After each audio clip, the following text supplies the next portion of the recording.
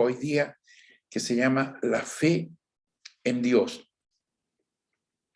Y dice la palabra en Efesios capítulo 2, versículo del 8 al 9. Porque por gracia sois salvos por medio de la fe. Y esto no de vosotros, pues es don de Dios, no por obras para que nadie se gloríe. Entonces, amado hermano, nosotros no somos un instituto. No somos un instituto bíblico donde usted aprende versículos de memoria y puede enumerarlos. Lo que una escuela de discipulado lo que hace es formar discípulos. ¿Qué nos interesa a nosotros? Que usted sea discípulo del Señor. Y eso significa que usted ponga en práctica lo que tiene la palabra para nosotros. Entonces, ese es un tema absolutamente fundamental. Si hay algo, ¿no?, que todavía no está bien, es que dentro de las iglesias a veces predicamos un mensaje y actuamos de otra forma. Hay un divorcio entre lo que somos y lo que sale de nuestra lengua, por muy bonito que sea. Entonces, hermano, este año yo me voy a encargar de que a usted se le mueve el piso. No me interesa que se sienta cómodo detrás de esa silla, ¿ya? Yo lo amo en el Señor, pero como lo amo en el Señor, yo tengo que conducirlo a los pies de Cristo. Ya basta de leche. Este año va a ser poroto, hermano. O si quieren en México, frijoles, ¿ya? Pero este año usted va a recibir frijoles. Ya basta de leche con agua diluida. Basta de pastores que digan, por la fe se salva. Pero es que esa es una media verdad, pues. Es verdad porque está en la Biblia, pero la Biblia no, la Biblia es toda la Biblia es verdad. No solamente la parte que me gustó a mí. ¿O acaso la palabra justo no dice el justo por la fe vivirá? No dice las personas por la fe vivirán, pero hay que ser justo. Pequeño detalle que a veces se nos olvida. ¿O usted cree de que usted va a hacer la declaración de fe? Señor Jesús, yo creo en ti y creo que tú eres mi Señor y Salvador, y eso inmediatamente vas a ser salvo. Bueno, si le han enseñado eso, yo le tengo una noticia. Esa es una media verdad. No, no basta la fe. Y comencemos desde el principio. Y el principio es que Dios es el que da la vida. En griego, koiné, el zoe, porque existe la vida bios, que es vida, y el zoe, que es vida eterna. Entonces el Señor es el dador de la vida. Toda vida, hermano, es eterna. Todos los que estamos acá ya tenemos la vida eterna. La única diferencia es que nosotros estamos luchando por irnos al cielo. Los otros van derechito al lago de fuego. Su alma es eterna. Su cuerpo, lo vamos a enseñar en la segunda o tercera clase. Su cuerpo, el polvo vuelve al polvo, el espíritu vuelve al espíritu. Pero el alma es eterna. A eso vino Cristo, a buscar a las almas perdidas, para salvarlas. Entonces, por gracia, primero Dios nos dio la vida y después nos dio gracia, nos dio de su gracia. Hay una traducción de la palabra gracia, ¿no?, que a mí me encanta, que es bondad inmerecida. Yo no la merecía, pero Dios me la dio. Y aquí viene el tema.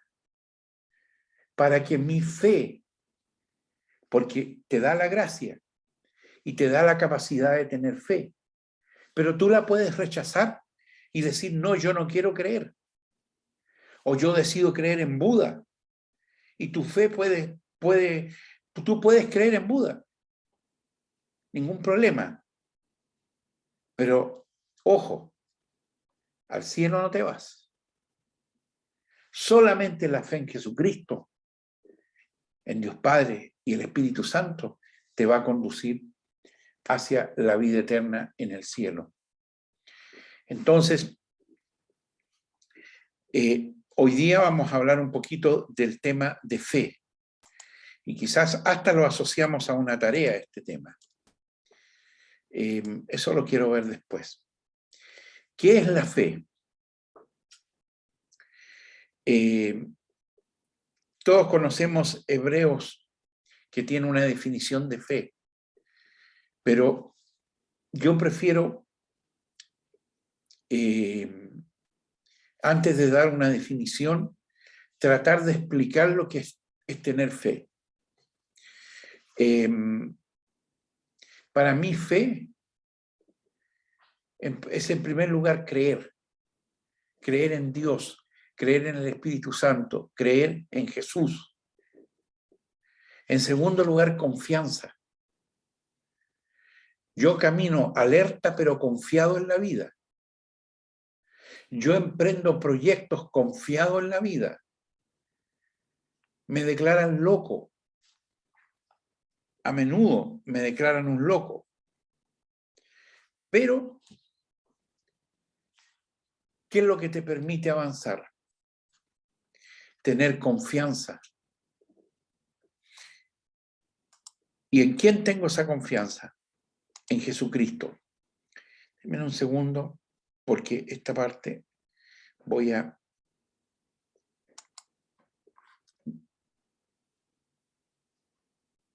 No hay ningún problema.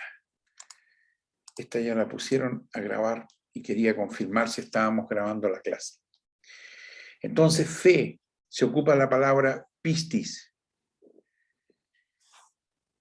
en griego, y eso significa creer, confiar. En holandés, fe y creer es lo mismo. En alemán igual, se traduce de la misma manera, ¿no? Entonces, yo tengo confianza en Dios. Hermano, hay proyectos que para el hombre son imposibles. Hace 2 años atrás, cuando comenzó la pandemia, el apóstol me dijo, Reinaldo, tenemos que ver cómo ayudamos a todas las personas que van a entrar en problemas o que entraran ya en problemas. Entonces, yo saqué un cálculo rápido que necesitábamos 10 toneladas de alimento a la semana. Entonces, varios hermanos me dijeron, no, pues imposible. O sea, ¿dónde vas a sacar 10 toneladas de alimento a la semana? Dios proveó. Nuestras bodegas están llenas, los pasillos están llenos, ya no tenemos dónde guardar tanto alimento y entregamos mucho alimento, mucho. 10 toneladas cada 15 días, 20 toneladas al mes. 20 toneladas al mes.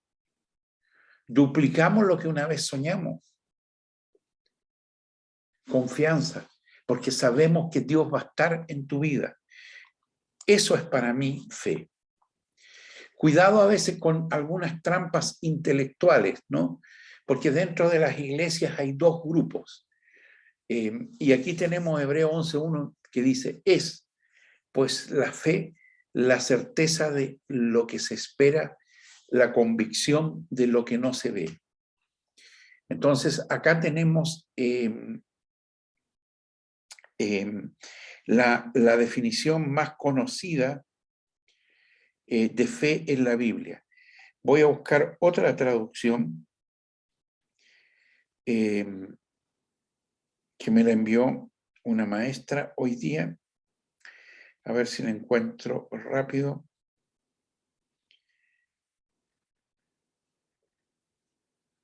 Que me gustó mucho, pero siempre cuando uno busca las cosas rápido no las encuentra.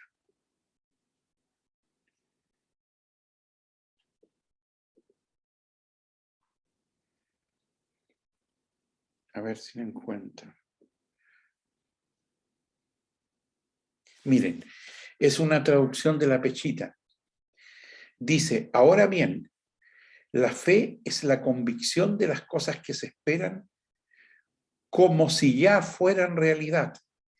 Y es la revelación de las cosas que no se ven. Me gustó mucho esta traducción. La repito, la fe es la convicción de las cosas que se esperan, como si ya fueran realidad. Entonces, en un momento, yo tenía la convicción, sabía que Dios nos iba a proveer. Hasta cuando hago un viaje, naturalmente soy cuidadoso, pero yo sé que Dios nos va a proveer. Entonces, como dice la traducción Pechita, es la convicción de las cosas que se esperan como si ya fueran realidad.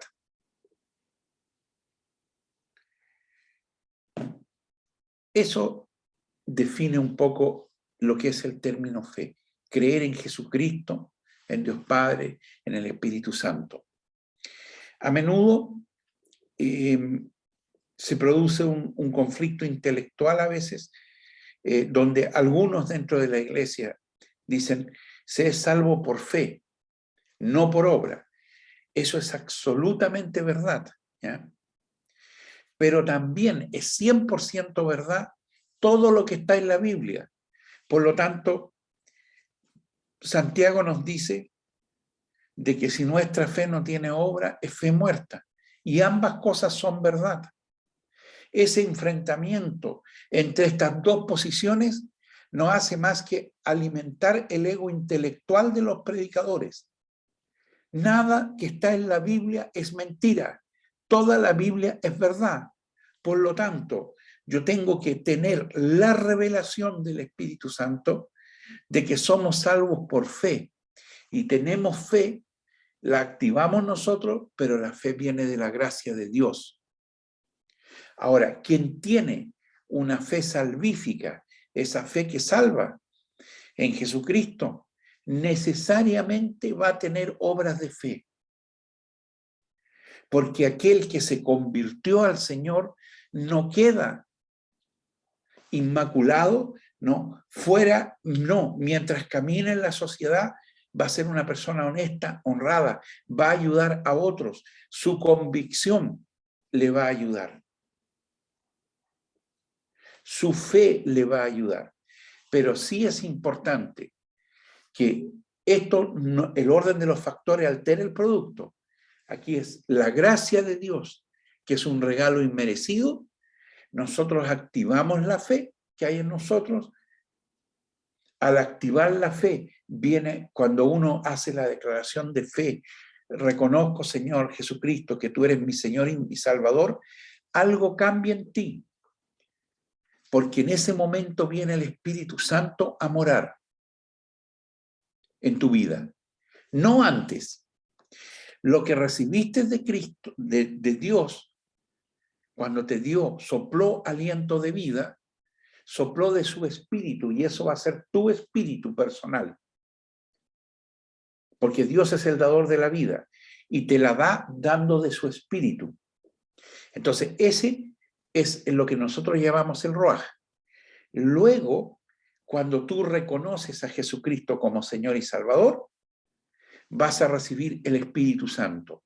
Por lo tanto, en ti está tu espíritu propio que te lo dio Dios y está el Espíritu Santo cuando reconoces al Señor.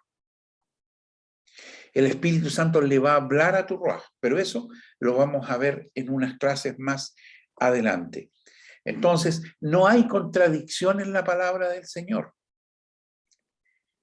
Y eso era súper importante que lo aclaráramos desde el principio. La obra de la gracia de Dios en nosotros nos da una fe salvífica. Entonces, hermano, se puede creer en cualquier cosa, pero el tener fe en cualquier cosa no te va a salvar. Definitivamente no te va a salvar. La fe salvífica es aquella que tú crees en Jesucristo como tu Señor y tu Salvador, ¿no? Esa es lo que nosotros llamamos fe salvífica. Aquí están las dos formas que le narraba adelante. Ahora bien, la fe es la certeza de lo que se espera, la convicción de lo que no se ve. Y esta otra traducción que a mí me gusta un poco más porque la encuentro más clara. La fe es la convicción de las cosas que se esperan como si ya fueran realidad. En mi vida me veo constantemente confrontado con cosas imposibles para el hombre, pero Dios me hace verlas como si ya fueran realidad. Esta noche, esta transmisión que estamos teniendo en este momento, Dios ya siempre me dijo que lo íbamos a tener. Aún más, Dios me dijo que vamos a crecer mucho más y que vamos a tener algo muchísimo más que en este momento ni siquiera lo soñamos. Pero tengo la convicción de que así va a ser y no de otra manera. Aunque no tengamos los medios, aunque ahora me digan es imposible, yo les digo, Dios va a abrir las puertas y va a hacer de lo imposible, lo va a hacer posible. Este es un aspecto que voy a tocar levemente, mis amados hermanos. Dentro de nuestro ser está nuestra mente, nuestros sentimientos y nuestra voluntad. Me voy a achicar un poquito porque veo a la hermana que está sacando fotos, entonces yo me achico para que la foto salga el texto completo. Entonces, ¿de qué se trata esto? Vamos a estudiar próximamente que lo que Dios pide de nosotros es un cambio de mente, para que tengamos la mente de Cristo, y vamos a ver cómo tenemos que llegar a eso. Porque si usted no tiene la mente de Cristo, hermano, difícilmente usted va a poder ser salvo. Los discípulos son salvos, los creyentes no necesariamente son salvos. Y a nosotros nos interesa que la gente se salve cuando venga el Señor a buscarnos. Entonces, nosotros tenemos que sujetar nuestra mente, tenemos que sujetar nuestro corazón y nuestra voluntad al Señor. Y eso es lo que llamamos una fe salvífica. Tiene apellido la fe. Hay una fe que no salva, ¿no? Y hay una fe que sí salva. Y eso es lo que vamos a ver este año. Porque este año vamos a entrar en profundidad. Y quizás hay cosas que a usted le van a parecer, se le va a mover el piso, pero esa es justamente nuestra intención. Porque nosotros necesitamos, hermano, que usted sea un hacedor de la palabra. Entonces, la fe, por supuesto, que es dada por Dios en una medida especial para todos. Romanos capítulo 12, versículo 3 nos dice, en virtud de la gracia que me ha sido otorgada. ¿Por quién? Por Dios, pues. Digo, pues, a cada uno de vosotros, que nadie tenga de sí mismo estimación superior a la que debe tener, sino que se estime con la debida moderación, según la medida de fe que Dios ha concedido a cada uno. Entonces, es importante dónde ponemos nuestra fe. Tiene que ser en Jesucristo. Tiene que ser en el Espíritu Santo. Tiene que ser en el Señor. Porque la fe, con esa fe yo soy salvo. Pero cuando yo creo en el Señor, realmente me convertí. Mire, por ejemplo, algunos hermanos dicen en la palabra arrepentimiento, que la vamos a desmenuzar en la próxima clase. Arrepentimiento de corazón. Le agregan un corazón porque arrepentimiento no cubre, de verdad que no cubre lo que Dios nos está pidiendo a nosotros como seres humanos. Entonces, primero recibimos la vida de Dios, luego la gracia, luego nosotros activamos la fe. Y nuestra fe, si es salvífica y si es la fe de un justo, necesariamente va a producir obras. Entonces, no hay contradicción entre lo que dice Santiago y lo que dice Pablo. Algunos cercenan el Evangelio. El que es un justo va a actuar justamente, con justicia y con verdad. Y eso se va a notar en el caminar de un ser humano. Activación de la fe no es otra cosa que rendirse a Cristo. Pero ahí teníamos lo que vimos en la diapositiva anterior. ¿En qué medida nos rendimos a Cristo? Con nuestra mente, con nuestras emociones y con nuestra voluntad. ¿Nos hemos rendido de esa manera? Yo los voy a confrontar. Voy a mover el árbol. Este año van a ver que en Chile hay terremotos. ¿De dónde viene la fe? Hebreos 12:2 nos da luces. Puestos los ojos en Jesús, el autor y consumador de la fe, el cual por el gozo puesto delante de él sufrió la cruz, menospreciando el oprobio y se sentó a la diestra del trono de Dios. Entonces Jesucristo es el consumador de la fe. En él se inicia. Entonces tenemos gracia, fe, y hay un término que es un poco nuevo porque lo desarrollé hace 2 semanas atrás, que es rumbo a la salvación.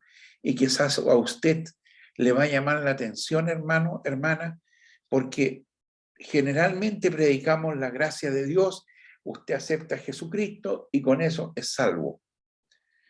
Yo le estoy diciendo que no, que esa es una media verdad.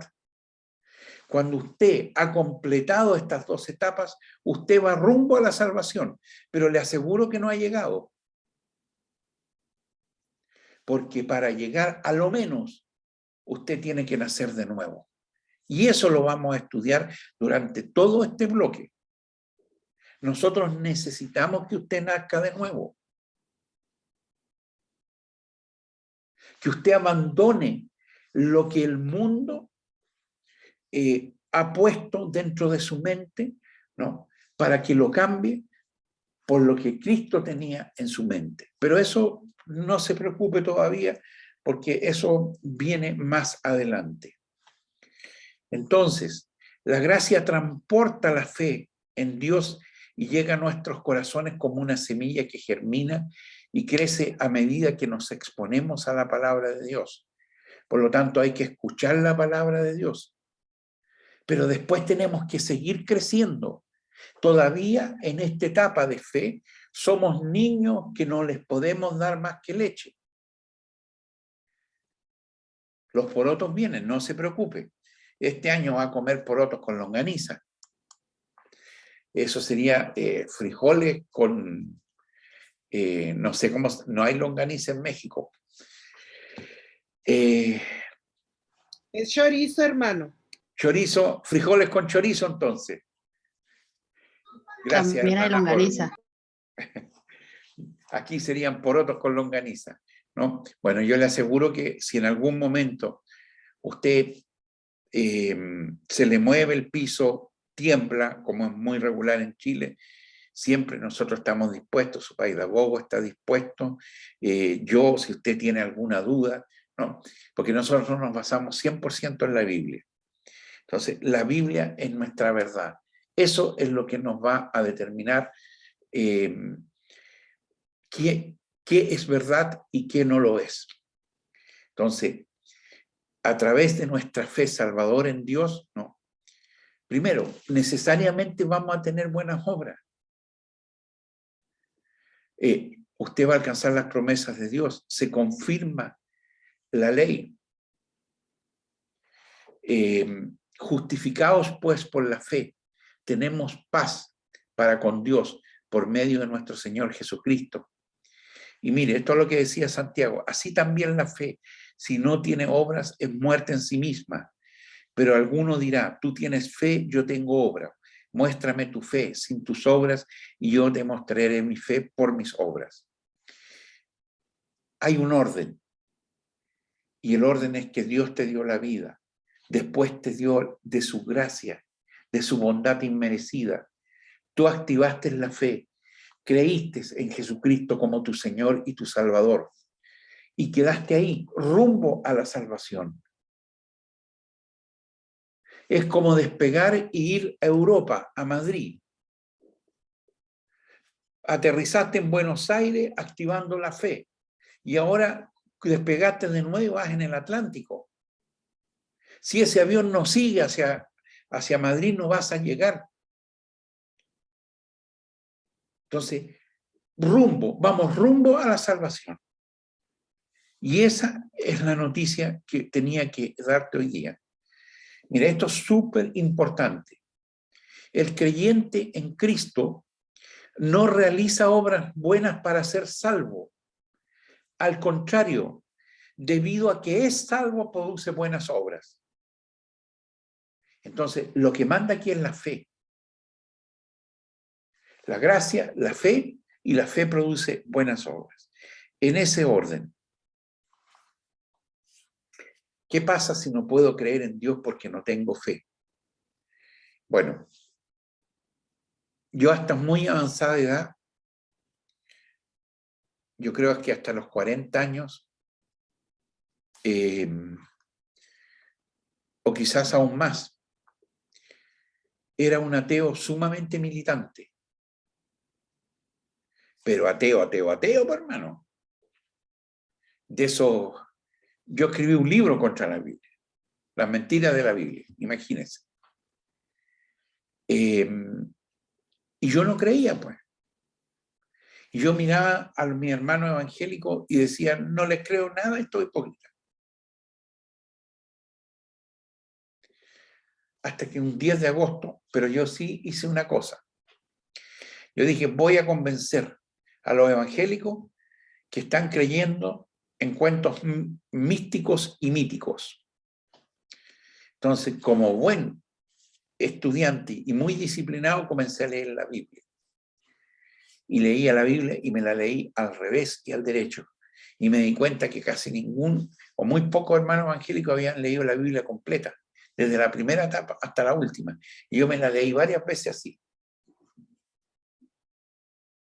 Y podía argumentar y podía ser pebre, es un término chileno, podía argumentar intelectualmente de una manera bien agresiva, incluso en contra de cualquiera que defendiera la Biblia. Pero un día, totalmente inesperado, yo estaba en mi cama leyendo la Biblia, la leía todos los días, yo era empresario, pero tenía disciplina y todos los días me obligaba a leer la Biblia. Y leo, mis amados hermanos,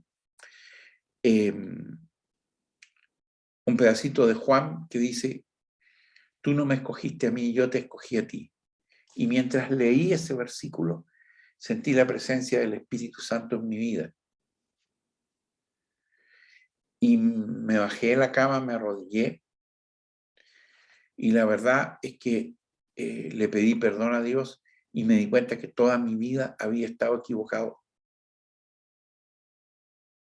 Toda mi vida. Entonces, ¿qué pasa si no tienes fe? Escucha palabras, lee la Biblia. Dios te va a abrir los sentidos. Si te falta fe, pídele a Dios fe. Él te va a apoyar. Lo primero es tratar de tener una relación con Jesucristo, ¿no? Creer que Él es el Hijo de Dios. Creer que Él murió en la cruz por ti. Eso no es automático. Yo tuve una revelación del Espíritu Santo que me golpeó así, me dejó knockout. Entendí, pero así, en milésimas de segundo, que todo lo que había escrito no era verdad, y que Dios sí era una verdad en mi vida. Pero ¿cómo se hizo eso? Creo que el Espíritu Santo actúa como Él quiere, pero pucha que debe haber ayudado, pienso yo, el que yo comenzara a leer la Biblia de atrás para adelante y de adelante para atrás. Eso fue preparando mi corazón. Muy importante, reconocerse como pecador. Hermano, somos pecadores porque vivimos en un cuerpo carnal. No, pero si yo soy bueno, yo soy buen chato, yo no le hago daño a nadie. Tus pensamientos son tan puros. Siempre. Yo, mire, en este momento tenemos 61 hermanos en clase. ¿Cuántos hermanos tienen un pecado oculto? Dios lo conoce. Entonces, todos somos pecadores. Lo primero que hay que reconocer, cuando uno tiene una enfermedad, tiene que tomar conciencia de enfermedad, porque si no, no buscas la sanidad. Si no sirve de nada, de repente, andar con corbata y externamente parecer santo. Si tu alma, en tu mente, Porque el combate entre el bien y el mal, hermano, se está dando en la mente. Eso es lo que dice la palabra del Señor. Entonces, lo primero es reconocer de que estoy enfermo, de que soy un pecador. Y después tienes que reconocer que Dios te ama y que murió en la cruz por ti. Es difícil, cuando la primera vez que el apóstol me dijo de que Dios le había hablado que me iba a llamar al pastorado, yo le dije, apóstol, yo creo que Dios se equivocó conmigo. O sea, mire, yo conozco un montón de gente que es mucho mejor que yo como pastor. ¿Cómo me puede elegir a mí como pastor si yo soy indigno? No, si Dios no te escogió por lo lindo que eres, dijo alguien por ahí. No, Dios escogió a los imperfectos para perfeccionarlo. Dios escogió a un pecador para sacarlo del pecado y me sacó de ahí. Y después me enseñó a quemar los puentes para que yo no pudiera volver atrás.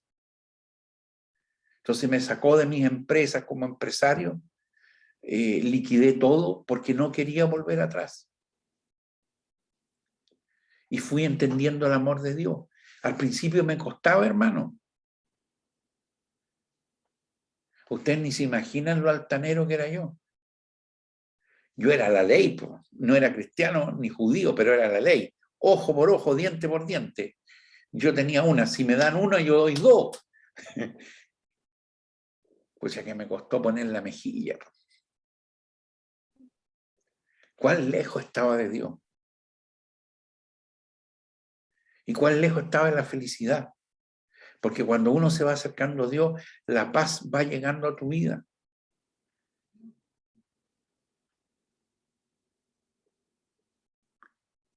Ah, qué hermoso, hermana. Que Dios te bendiga. Bien, seguimos entonces con nuestra clase. Cuidado con la desobediencia a Dios. Pero mire, soberbia, autosuficiencia, el ego personal, la hipocresía, la falta de humildad, el no aceptar tus errores.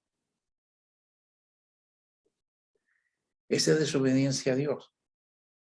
Entonces, en este proceso que Dios te llama a mirarte hacia el interior,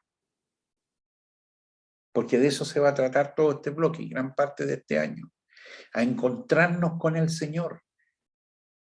Pero tú tienes que tener la disposición de buscarlo. Es muy difícil. En los pastores tenemos un enemigo que se llama el ego.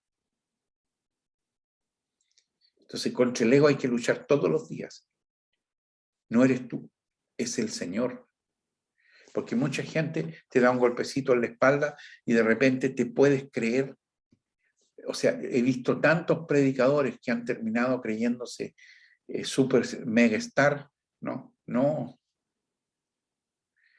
Si el único cargo del cual me he hecho merecedor, creo en todos los años que he servido al Evangelio, es de ser esclavo de Jesucristo. Cuando yo entiendo eso, yo sigo sus caminos. Y ahí está, lo primero, el amor que tenemos que tener hacia nuestros hermanos. Al obedecer la verdad, ustedes quedaron limpios de pecado. Por eso ahora tienen que amarse los unos a los otros como hermanos, con amor sincero. Ámense profundamente de todo corazón. ¿Estamos haciendo eso? ¿O es un discurso políticamente correcto en mi vida? ¿O yo amo un grupito nomás con quien me llevo bien? Y al otro grupito lo excluyo.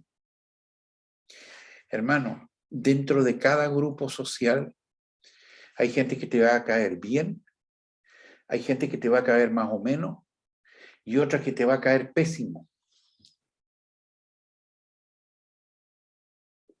Yo hago un ejercicio cuando hago formación de pastores, ¿no? En que los divido por carácter. Y después del ejercicio, cuando yo los dividí por carácter, les digo, el grupo A no se soportan con los del grupo P. Y se largan todos a reír porque comienzan a mirarse entre medio y efectivamente no se soportan. De antemano uno se los podía decir. Bueno, el Evangelio se trata de aprender que hay diferentes caracteres, que tienes que comunicarte, que tienes que hablar, que tienes que amar. Resulta que si yo amo a los que a mí me caen bien, ¿no? No tiene ninguna gracia, por hermano. Mire, yo soy terriblemente proactivo. Hay hermanos que son reactivos. Estos hermanos, los que son reactivos, ¿no? Reaccionan y yo soy proactivo y a menudo chocamos. Entonces los proactivos queremos ir al cerro a orar y los reactivos dicen, bueno, pero estamos entrando en invierno en Chile, si vamos al cerro a orar nos puede llover. Entonces los proactivos vamos a decir, estos hermanos siempre le encuentran el lado vacío a la copa. Y los hermanos que son reactivos van a decir, estos irresponsables no piensan en que hay niños y se pueden enfermar. No, tenemos que aprender a trabajar unos con otros. Y eso tiene que ver con el amor que sintamos unos con otros. Amor fraternal. Y aquí está el problema. ¿Somos capaces de tener este amor fraternal por el otro? Ese amor, primero, a lo mejor ni lo conocemos. El amor fraternal. Y después hay que conocer el amor ágape. El amor fraternal en la Biblia está como el amor filo. Y el amor ágape es como el amor divino. Entonces, pero ¿somos capaces de tener ese amor fraternal? A menudo no. Una de las expresiones que más daña cualquier grupo, el chisme, la murmuración, la mentira, el hablar mal del otro, ¿no? Ustedes pueden leer los versículos que están ahí. Eso daña el cuerpo como ninguno. Es un órgano pequeñito la lengua, pero daña el cuerpo como ninguno. Y una de las primeras cosas que nos ha metido el mundo en nuestra cabeza y que no es bíblico es hablar de otros. En una de las iglesias que plantamos, para inscribirse en el libro de la iglesia, usted tenía que decir que creía que Jesucristo era su Señor y su Salvador, y que había muerto en la cruz para expiar sus pecados. Había muerto en la cruz y había sido llevado al lago de fuego, donde sufrió el holocausto, ¿no? Para ser eximido de sus pecados. Y lo segundo que había que declarar era lo siguiente, que usted se iba a negar al chisme acerca de sus hermanos activamente y se iba a oponer si se hablaba mal de un hermano. Entonces, esas son costumbres. No puede ser de que yo me vista de santidad y mientras me vista de santidad esté hablando mal de un hermano o de una hermana. Pero ¿cómo erradicamos esto? Si yo prendo el televisor y comienzan los programas que mayor audiencia tienen, son los que se dedican a hablar mal de otra persona. Entonces parece ser un mal de la sociedad. Bueno, le tengo una noticia, esta sociedad está enferma. Dios no quiere que seamos parte de la sociedad. Dios quiere que nos apartemos. Tampoco nos quiere en un convento o en un monasterio, no. Pero que nos apartemos espiritualmente. Y una de las primeras cosas que debemos comenzar a hacer para apartarnos espiritualmente es ir dejando el chisme y la murmuración. Y la palabra dice, ¿y por qué miras la paja que está en el ojo de tu hermano y no echas ver la viga que está en tu propio ojo? ¿O cómo dirás a tu hermano, déjame sacar la paja de tu ojo y aquí la viga en el ojo tuyo? Entonces, a menudo, hermano, es una costumbre, nos metieron en la cabeza, se llaman anclajes, o paradigmas en sociología, en los cuales nosotros filtramos y vemos de una manera el mundo, ¿no? Esto lo vamos a ver cuando hablemos de metanoia, de arrepentirse, del cambio de mente, y cómo se tiene que ir produciendo el cambio de mente. Porque usted va camino a la salvación y mi labor es tomarlo de la mano para que usted se aferre al Espíritu Santo que está en su vida. Usted tiene que estar consciente que cuando usted recibió a Cristo, el Espíritu Santo mora en su vida. Pastor, pero no lo he escuchado nunca. No, el Espíritu Santo le habla a su espíritu, no le habla a su mente. Y el Ruaj, su espíritu, le habla a su mente, le habla a sus emociones y le habla a su voluntad. Pero parece que si usted no está escuchando eso, ¿no? Tenemos un problema grave. Entonces yo quiero que usted escuche la voz del Espíritu Santo, que escuche la voz de su espíritu. Y usted se va a dar cuenta, ¿no?, que si nosotros tenemos ese crecimiento espiritual necesario, necesariamente nos vamos a ir acercando a Dios. Y al irnos acercando a Dios, hermano, nos convierte en mejores personas, nos comienza a dar paz interior. Esto no es un discurso, estas son vivencias que tiene que tener todo cristiano. Yo no podría aquí estarle hablando y enseñando algo que sea falso y que yo no he vivido. Yo soy un hombre feliz y les invito. Hace un tiempo atrás de una charla para empresarios y la charla comenzaba: el mejor negocio es ser cristiano.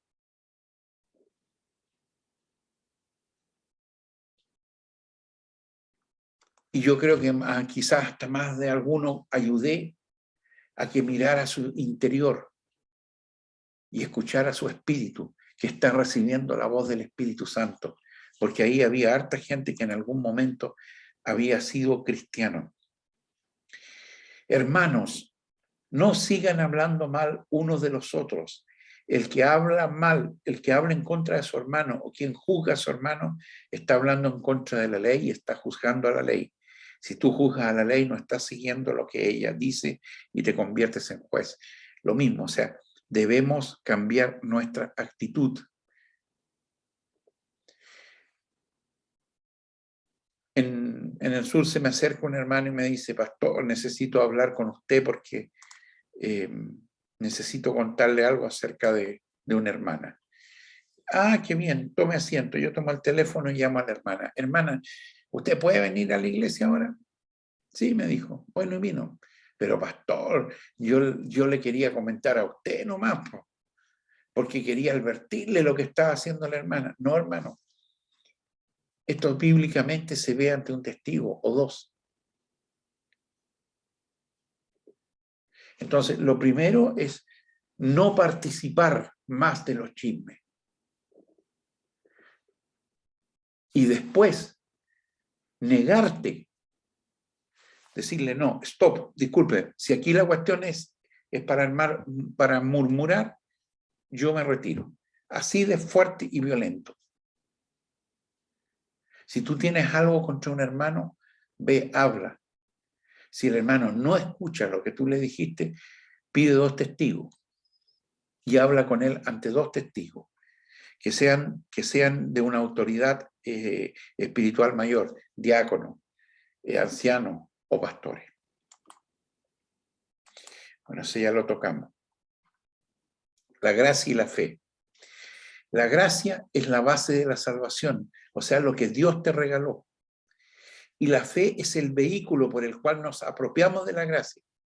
La fe salvífica es aquella que reconoce a Jesús como nuestro Señor y Salvador. Fe es igual a reconciliación. En el nuevo, la fe actúa como un medio y no como un fin en la vida de una persona, porque hay hermanos que ven la fe como el término. Por eso ponerle después de que uno ha confiado en Jesucristo como su amo y Señor, ponerle después caminando hacia la salvación. Voy rumbo hacia la salvación, pero todavía no soy salvo. Si mi conducta, hermano, sigue siendo la de un patán, es porque todavía no soy salvo. Los cristianos tenemos no solamente que hablar y predicar bonito, sino que nuestra fe nos obliga a ser justos. El justo por la fe vivirá, actuando en justicia, actuando en misericordia, porque somos imitadores de Cristo. Entonces, su propósito es reconciliarla con su Creador, vivir en la persona de Dios y gozar sus bendiciones, volver a la amistad preciosa del huerto e iniciar un proceso de evolución en Jesucristo. Este año vamos a iniciar un proceso. Este año vamos por más. Yo no lo quiero asustar, pero yo le voy a dar duro, como dicen en Chile. Aquí necesitamos que nuestros hermanos sean salvos. Y tenemos que llegar a una mayor profundidad en la lectura de las Escrituras, a una mayor comprensión, pero por sobre todo, que la palabra sea viva en nuestra vida. Pero para que la palabra sea viva, ¿no? La Biblia es la que nos traza un camino. Y sobre ese camino vamos a trabajar este año. El Señor, en un momento Nicodemo le dijo, Jesús,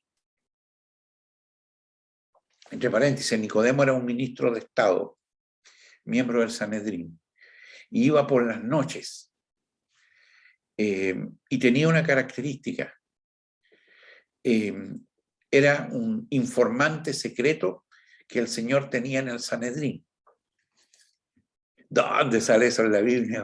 Busque, pues, busque, si yo no le voy a dar todas las respuestas, ¿ya? Entonces, este ministro le preguntó, ¿cómo puedo nacer de nuevo? Me tengo que meter en el estómago, en el vientre de mi madre. No era la respuesta que iba a recibir de Jesús. El desafío, mis amados hermanos, es nacer de nuevo, nacer al Espíritu, nacer a escuchar a tu espíritu que está siendo influenciado por el Espíritu Santo, para que sea el Espíritu Santo quien gobierne tu vida y no el mundo. Y en este momento, a veces el mundo nos manda más que el Espíritu Santo. El premio es la salvación eterna o el lago. Fe es un don, charisma en griego, pero también es un fruto. Eso me parece que estaba, y esta es la última diapo, donde necesitamos fe. Sin ella es imposible agradar a Dios. Debemos pedirle al Padre en el nombre de Jesucristo, pues Él, como autor y consumador de esta, intercede para que nada nos falte. Oración, doblar rodillas y comenzar a vivir como cristianos. Yo sé que en este momento estamos tan distantes, insertados en un mundo anticristiano, hostil. Es sumamente hostil el mundo donde vivimos. Pero no te preocupes, hermano. Vamos a ir caminando contigo, paso a paso. Y aquí dice, el justo por la fe vivirá. El justo no vivirá por las obras que realice, ni por creer en otra cosa, sino por la fe puesta en Dios. Primer paso. Pero él también aquí está hablando de un justo. ¿A quién llamaban justo en Israel? Aquel que procedía con justicia, aquel que procedía con misericordia. ¿Procedes tú con justicia? ¿Procedes tú con misericordia? Y esos son los desafíos en los cuales vamos a caminar juntos este año, mis amados hermanos. Bien, esta me parece que era la última diapositiva que tenía.